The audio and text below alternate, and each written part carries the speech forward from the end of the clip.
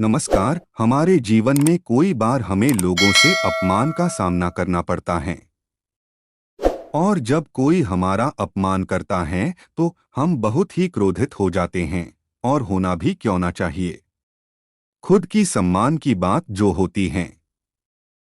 लेकिन अगर कोई व्यक्ति हमें गलत बात, व्यवहार, कृत्य अथवा भंगिमा द्वारा ठेस पहुंचाकर अपमानित करता है तो क्या हमें अपने अपमान का बदला तुरंत ले लेना चाहिए। हिंदी में एक कहावत है कि अक्सर आम लोग अपमान का बदला तत्काल ले लेते हैं, किंतु महान लोग उसे अपनी कामयाबी की सीढ़ी बना लेते हैं। हिंदी की यह मशहूर कहावत भारत के टॉप बिजनेसमैन और अपने कार्यकाल में टाटा कंपनी को नई ऊंचाइयों पर ले जाने वाले रतन टाटा पर बिल्कुल सटीक बैठती है। आज हम इस लेख के जरिए रतन टाटा के जीवन से जुड़ी एक ऐसी कहानी बताने जा रहे हैं जो हम सभी के लिए प्रेरणादायक हैं।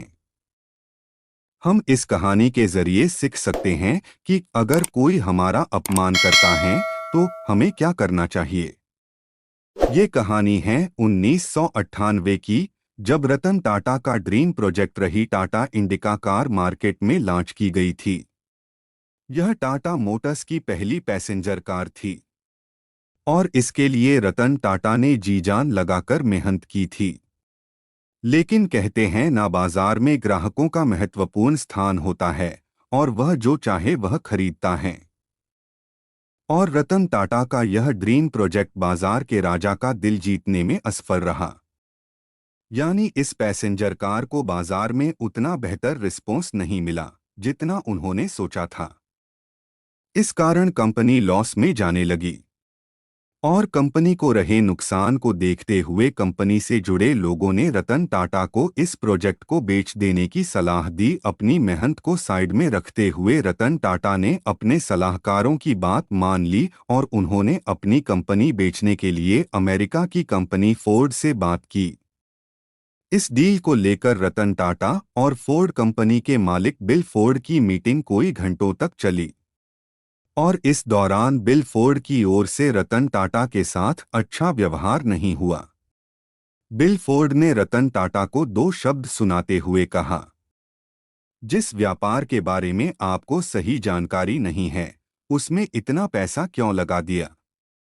ये कंपनी खरीदकर हम आप पर बड़ा एहसान कर रहे हैं।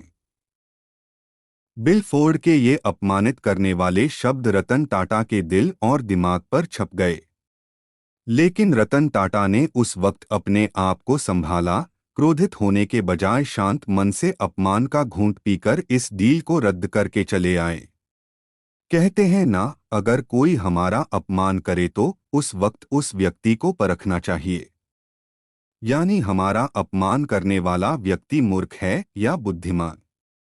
अगर हमें अपमानित करने वाला व्यक्ति मूर्ख है और हम मूर्ख व्यक्ति से अपमान का बदला लेंगे तो वह हमें बार बार अपमानित करेगा। हमारी समझदारी इसी में है कि हम चुप रहे। वहीं किसी बुद्धिमान व्यक्ति से अपमान का सामना करना पड़े तो भी चुप रहना चाहिए। हमें सोचना चाहिए कि उसने कुछ सोच समझकर ही हमें अपमानित किया होगा। इसमें हमारा ही फायदा है। रतन टाटा को बिल फोर्ड के वे शब्द लगातार बेचैन करते थे। उन शब्दों ने रतन टाटा की रातों की नींद उड़ा दी थी। बाद में रतन टाटा ने निश्चय कर लिया कि बस अब किसी भी हालत में इस कंपनी को नहीं बेचेंगे। फिर क्या लग गए कंपनी को नई ऊंचाइयों पर पहुंचाने के काम में। उन्होंने कंपनी को हो रहे लॉस और इंडिका कार को लेकर एक रिसर्च टीम तैयार की और बाजार का मन टटोला। पूरे रिसर्च के बाद रतन टाटा ने सही रणनीतियों के साथ काम को आगे बढ़ाया। कुछ समय बाद टाटा इंडिका ने भारतीय बाजार के साथ साथ विदेशों में भी सफलता की नई ऊंचाइयों को छुआ। टाटा इंडिका के सफलता के साथ ही फोर्ड कंपनी का पतन भी शुरू हो गया। साल 2008 आते आते फोर्ड कंपनी को इतना नुकसान हुआ कि वह दिवालिया होने के कगार पर पहुंच गई। मौके को देखते हुए उन्होंने फोर्ड कंपनी की लग्जरी कार जैगुआर और लैंड रोवर बनाने वाली कंपनी JLR को खरीदने का प्रस्ताव रख दिया। और रतन टाटा का यह प्रस्ताव फोर्ड को स्वीकारना भी पड़ा। इसके बाद फोर्ड के अधिकारी मीटिंग के लिए भारत आए। इस मीटिंग के दौरान यह सौदा लगभग 2.3 अरब डॉलर में हुआ। तब रतन टाटा को लेकर फोर्ड कंपनी के मालिक बिल फोर्ड के शब्द कुछ ऐसे थे। बिल फोर्ड के शब्द थे, आप हमारी कंपनी खरीदकर हम पर बहुत बड़ा एहसान कर रहे हैं। आपको बता दें कि फोर्ड कंपनी का JLR आज टाटा ग्रुप का हिस्सा है और मार्केट में शानदार प्रॉफिट के साथ आगे बढ़ रहा है। तो दोस्तों, रतन टाटा की इस प्रेरणादायक कहानी में पॉइंट करने वाली बात यह है कि वह चाहते तो वह उसी वक्त अपने अपमान का बदला ले सकते थे।